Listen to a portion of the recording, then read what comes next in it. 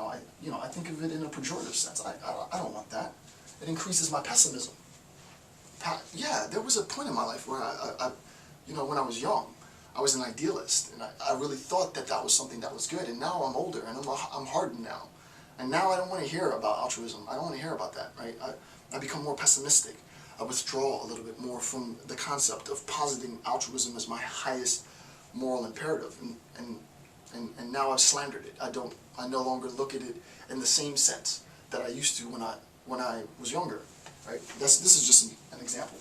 So that's one. They become slandered. My desire becomes slandered. I feel innocent. Next point, deceived. Right? Deceit, mistrust, slander. Quote, all inseparable from life, and one therefore turns against life.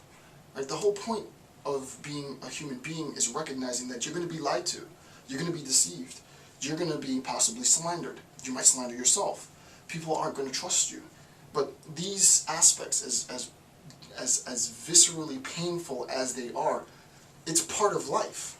Right? The idea that you're going to live in this utopic bliss in the real world for as long as you're alive is just don't come to the ghetto. Right? You better stay in the gated community behind 20-foot barbed wire fences, because once you get out of that, the demons are coming for you. This is as Nietzsche says, this is part of life. And this is actually want to read this, and it's very small. Quote, note 33.2, that the growing courage and integrity and the bolder mistrust that now characterize man. Right? So what's characterizing man? Integrity, trust, mistrust that now characterizes man, comprehend that these instincts are inseparable from life, and one therefore turns against life. Right? I turn against life. There's no other way to say that. Right? Turn against. Right? I turn against life. I turn against the world. I turn against any sense of connectedness. Right? I become disconnected. Right? Embrace.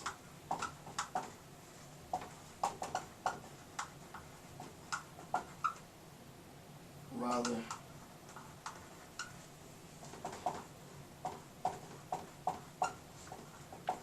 And in all fairness, if you do what I do for a living for as long as I've been doing it, and I've just started doing it, I can see how this becomes sort of appealing, right? This idea that there's just so much crap in the world that I turn against it is a human response. It's a natural human response. Like, there's so much destruction out there.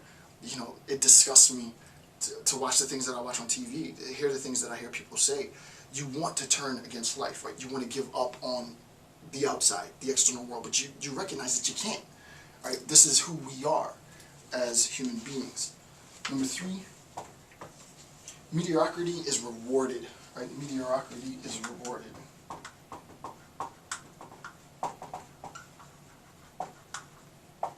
And I want to read this as well. The example, obviously, the two, I think, canonical examples, Bart Simpson and Peter Griffin.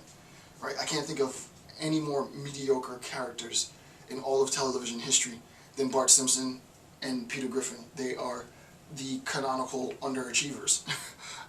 And I love both of the characters. It's amazing how banal they are, how mediocre, how much of an underachiever that they represent. In the real world, this would be disastrous. Real people like Peter Griffin, real people like Bart Simpson, in a sense, are a burden, right? They burden themselves. They feel that they are a burden, right? And they intoxicate themselves so that they, and I'm not trying to psychologize this, but this is Nietzsche, right? They intoxicate themselves in order to fill this void, as he said in point 3 for footnote 33 on page 22, that the most mediocre who have no feeling at all for this conflict of life, the conflict of being alive, being a human being, being directed towards some end, towards some goal, flourish, while the higher kind of miscarries, and as a product of degeneration invites antipathy that the mediocre, on the other hand, when they pose as the goal, right, when the mediocre, on the other hand, pose as the goal and meaning, arouse indignation that nobody is able anymore to answer any for what. For what? The mediocre, well, why should I, right? For what purpose, right? This is Bartleby the Scrivener, right? Well, I'd rather not. For what reason? Like, if I do this, I had someone ask me on YouTube, pretty good exchange back and forth, and they, you're doing all of these Nietzsche videos, right? You're gonna put up, 50, 100 hours, probably more than that, hours worth of lecture on Nietzsche. For what purpose? And this is a purely Nietzschean answer. For no other purpose than for the purpose that I can.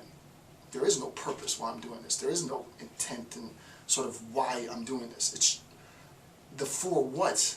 The attempt to try and answer that means that, well, it would just be so arduous to try and do that, right? It's a lot of work, it's a lot of reading, it's a lot of research, that's a lot of preparation, that's a lot of... No. For what?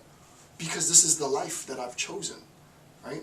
It's a recognition that, as I showed you in the last picture, that we posit, right? We posit happiness.